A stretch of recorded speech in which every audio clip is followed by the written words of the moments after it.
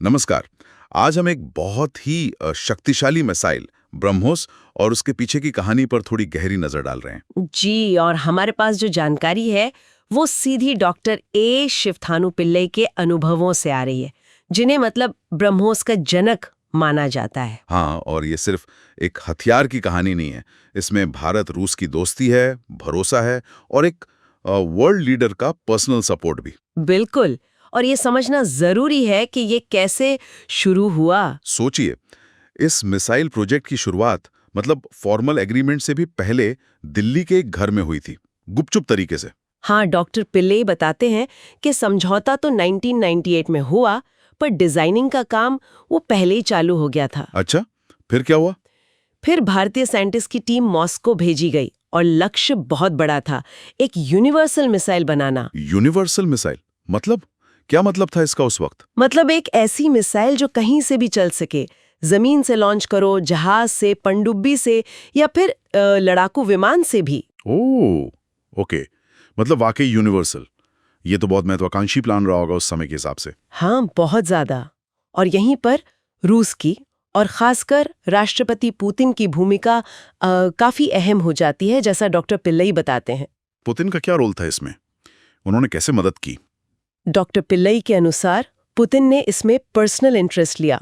मतलब जब भी कोई रुकावट आई, चाहे वो पैसे की हो या टेक्नोलॉजी देने की या कोई ब्यूरोक्रेटिक हर्डल, तो उनके दखल से वो चीजें सुलझीं। अच्छा, मतलब सिर्फ फॉर्मल सपोर्ट नहीं बल्कि सीधा इन्वॉल्वमेंट। जी हाँ, कह सकते हैं एक तरह की सीधी मदद। और बात यहाँ और भी दिलचस्प हो जाती है जब चीन को इस प्रोजेक्ट का पता चला। चीन को? फिर क्या हुआ?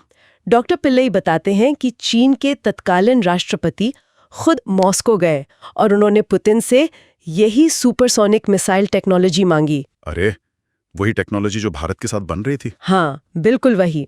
तब तो पुतिन के लिए मुश्किल स्थिति रही होगी। क्या जवाब दिया उन्होंने? देखिए, डॉक्टर पिल्लई के मुताबिक पुतिन ने साफ इनकार कर दिया, एकदम क्लियर। क्या कहा उन्होंने? उनका जवाब था, ये दो सरकारों का समझौता है, इसे हम तोड़ नहीं सकते।